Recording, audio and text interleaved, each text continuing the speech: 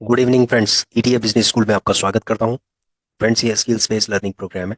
आज हम एक बहुत ही इंपॉर्टेंट टॉपिक के ऊपर डिस्कशन कर रहे हैं, जिसका नाम है रिस्क मैनेजमेंट। देखिए, अगर आप स्टॉक मार्केट के अंदर काम कर रहे हैं तो रिस्क होगा ही होगा। ठीक है।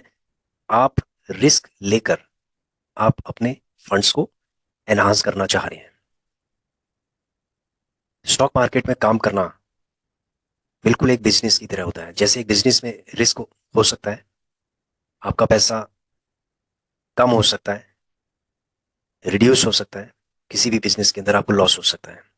सिमिलरली स्टॉक मार्केट के अंदर भी आपको लॉस हो सकता है यदि आप प्रॉपर तरीके से रिस्क मैनेजमेंट नहीं करते हैं। तो फ्रेंड्स, यहाँ पर मैं ये कहना चाहूँगा कि बहुत सारे एक्सपर्ट्स हैं जो रिस्क मैनेजमेंट की बात करते हैं, और वो बहुत ही रिसर्च करने के बाद सोच समझकर रिस्क मैनेजमेंट के बारे में बात करते हैं। रिस्क मैनेजमेंट एक्चुअली में क्या होता है कि आपको अपने फंड को एक रिस्क से बचाना है। ठीक है। आपको अपने फंड को एक रिस्क से बचाना है, इसीलिए हम रिस्क मैनेजमेंट के प्रिंसिपल्स को फॉलो करते हैं। रिस्क मैनेजमेंट का सबसे बेसिक प्रिंसिपल क्या होता है? सबसे बेसिक प्रिंसिपल होता है कि हमें उल्टे सीधे स्टॉक्स, जैसे पेनी स्टॉक हो गया जिसके बारे में हमें नहीं पता है, हम क्या करते हैं उसी में इन्वेस्टमेंट करना स्टार्ट कर देते हैं। या छोटा अमाउंट होता है, उसमें कोई छोटा स्टॉक्स होता है उसके अंदर इन्वेस्टमेंट करना स्टार्ट कर देते हैं। कोई स्टॉक ऐसा है कि जो ओवर वैल्यूड हो चुका है, उसमें इन्वेस्टमेंट करना स्टार्ट कर देते हैं। तो हम क्या करते हैं, बिना एनालिसिस के जब किसी भी स्टॉक के अंदर या किसी भी एसेट क्लास के अंदर हम इन्वेस्टमेंट करना स्टार्ट करते हैं बिना एनालिसिस के, बिना नॉलेज के, तो वो हमारे लिए रिस्क बन सकता है। ठीक है। वो हमारे लिए रिस्क बन सकता है। इसका मतलब ये है कि फंडामेंटल को एनालिसिस करना बहुत ज़रूरी है, चाहे वो म्यूचुअल फंड का हो, चाहे वो ईटीएफ का हो, चाहे वो स्टॉक्स का हो, चाहे वो किसी भी एसेट क्लास का हो। ठीक है। तो पहली चीज़ क्या है? फंडामेंटल। तो फंडामेंटल स्ट्रांग होना चाहिए, तभी जाके हम आगे वाले स्टेप्स में चलेंगे।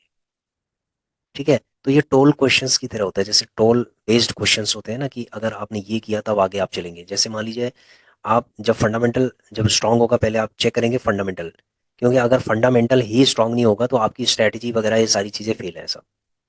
ठीक है। आप जितना भी आपको बताया जाए, सब कुछ बताया जाए, तो वो बात की चीज़ें क्या है कि सारी चीज़ें काम नहीं करेंगी अगर फंडामेंटली स्ट्रांग नहीं होगा। इसका मतलब है कि आप रिस्क के अंदर, यानी कि आप ऐसे माइंस में काम कर रहे हैं जहाँ कोई भी माइंस फट सकती है। ठीक है, कहने का मतलब ये है। तो इसका मतलब है कि आप रिस्क के अंदर काम कर रहे हैं।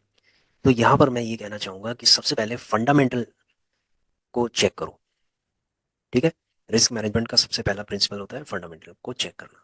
अब फंडामेंटल स्ट्रांग है, आपको पता चल गया कि भाई ये छह फंड्स हैं, हमारे छह ईटीएफ हैं, ये स्ट्रांग है, जैसे निफ्टी बीस, गोल्ड बीस, सिल्वर बीस, सीपीएसई, बैंक बीस, डिबॉप बीस। इसको हमने पूरा चेक कर लिया छह के छह कि भाई इनको हम लॉन्ग टर्म में, यानी लाइफ टाइम हम इनके अंदर इन्वेस्टिंग कर सकते हैं।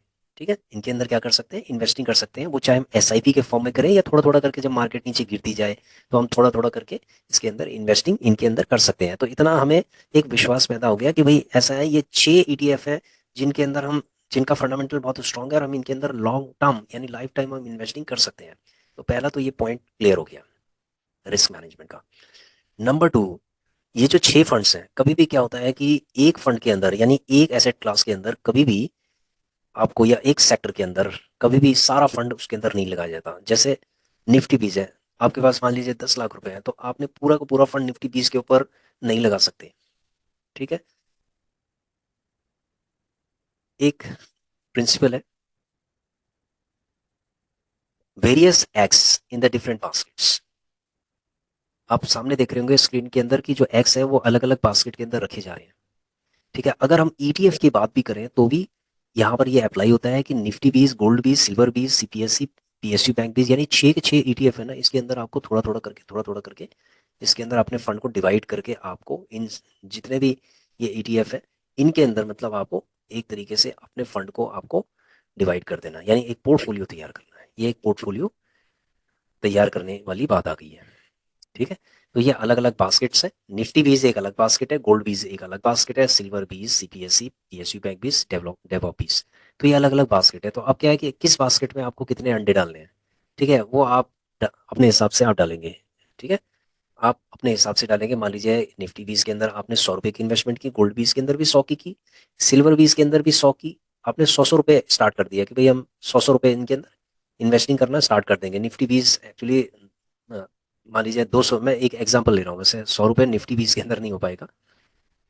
निफ्टी 20 में आपका अप्रोक्सीमेटली मान लीजिए 300 रुपए का आपने इन्वेस्टिंग, निफ्टी 20 में जो मतलब जितना इसका मिनिमम प्राइस होगा उतना आप इन्वेस्टिंग कर रहे हैं इसके अंदर, ठीक है।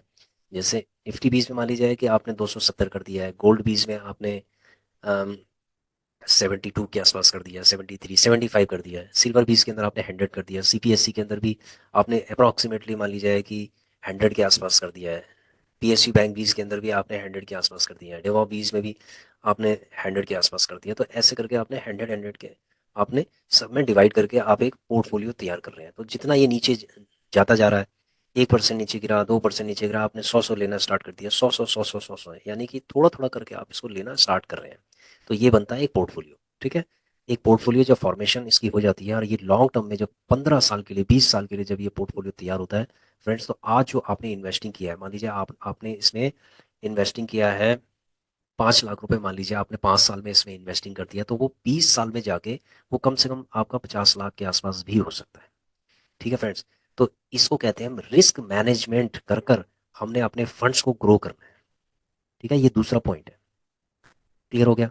तो ये अभी हम चल रहे थे ईटीएफ के केस में, ठीक है। ये रिस्क मैनेजमेंट था ईटीएफ के केस में, यानी स्टॉक मार्केट के केस में।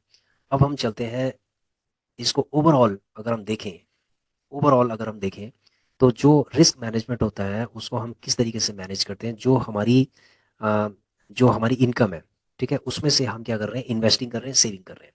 तो कैसे करते हैं, देखो, यदि आपकी इनकम अच्छी है, अच्छी खासी इनकम है, तो आप क्या कर सकते हैं कि थोड़ा थोड़ा करके अलग अलग चीज़ों में इन्वेस्टमेंट कर सकते हैं, यानी बास्केट्स हो गई। जैसे एक बास्केट हो गया आपका ईटीएफ, ठीक है, वन बास्केट।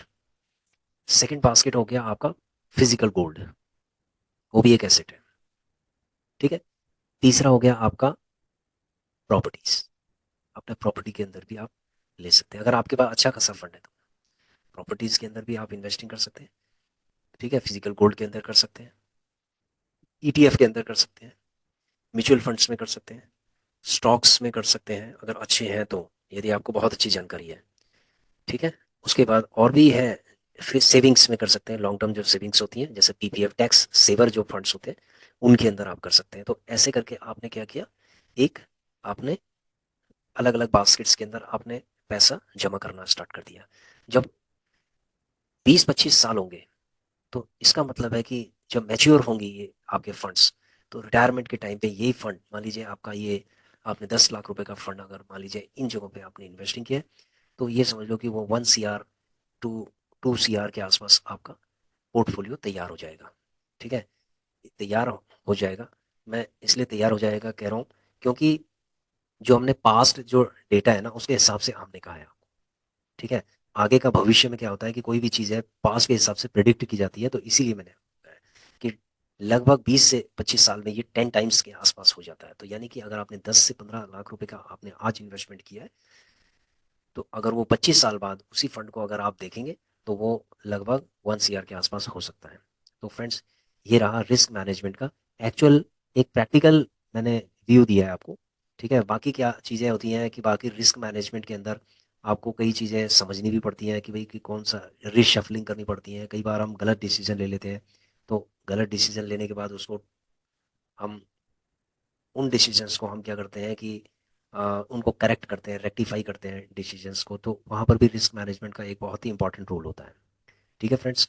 तो फ्रेंड्स, यदि मार्केट नीचे की तरफ जा रही है और कंटिन्यूअसली ये नीचे की तरफ जा रही है और हमारा फंडामेंटल हमें पता है कि हमारा जो फंड्स हैं ये फंडामेंटल स्ट्रांग है अगर, ठीक है, तो हमें हमेशा इसको डिवाइड करके एक पोर्टफोलियो तैयार करना करना चाहिए। हमें सारे फंड को एक ही जगह पे नहीं डालना चाहिए, ठीक है। जैसे गोल्ड है, अभी गोल्ड की वैल्यू देखो कितनी है, अभी 100 पे चला जाएगा शायद गोल्ड बीस, तो मुझे ऐसा लगता है कि 100 पे अभी चला जाएगा ये। सिल्वर बीस भी चला जाएगा 100 पे, तो कितनी तेजी से ये आगे ग्रोथ कर रहे हैं, ठीक है। मार्केट नीचे की तरफ जा रही है लेकिन आपका गोल्ड लखटकिया बन रहा है, ये 1 लाख रुपए पे आपका चला जाएगा गोल्ड, 10 ग्राम। तो गोल्ड की कीमत एकदम से शूट अप कर रही है, तो जिसके पास गोल्ड होगा भाई उसकी वैल्यू बढ़ेगी, एसेट बढ़ेगा नहीं बढ़ेगा, बिल्कुल बढ़ेगा। यदि आपका पोर्टफोलियो अदर दूसरी जगहों पे अगर माइनस भी है, मान लीजिए सीपीएससी में माइनस चल रहा है, डिवॉ बीज में माइनस चल रहा है, गोल्ड बीज और सिल्वर बीज, ठीक है, इन दोनों ने आपके पोर्टफोलियो को एक बम्पर रिटर्न के साथ जो है ना इसको बैलेंस कर देगा। तो यहाँ पर बैलेंस करने वाली बात भी आ जाती है जो पोर्टफोलियो के अंदर, तो यहीं पर हमारा रिस्क मैनेजमेंट होता है कि कुछ सेक्टर ऐसे हैं जो नीचे की तरफ चले जाते हैं, हमें होल्ड करना पड़ता है काफ़ी टाइम तक, और कुछ ऐसे होते हैं कि जो एकदम रॉकेट की तरह ऊपर की तरफ जाते हैं। तो इसीलिए हमें एक प्रॉपर पोर्टफोलियो तैयार करना चाहिए। तो आशा करता हूँ कि आपको रिस्क मैनेजमेंट के बारे में पता चल गया होगा, एक बेसिक इन्फॉर्मेशन आपको पता चल गई होगी। तो रिस्क मैनेजमेंट का हमेशा ध्यान रखिए फ्रेंड्स, यदि आप स्टॉक मार्केट के अंदर काम कर रहे हैं, इसको आप इग्नोर नहीं कर सकते। ठीक है friends, thanks for watching our video, please share, subscribe and like our channel. Thank you.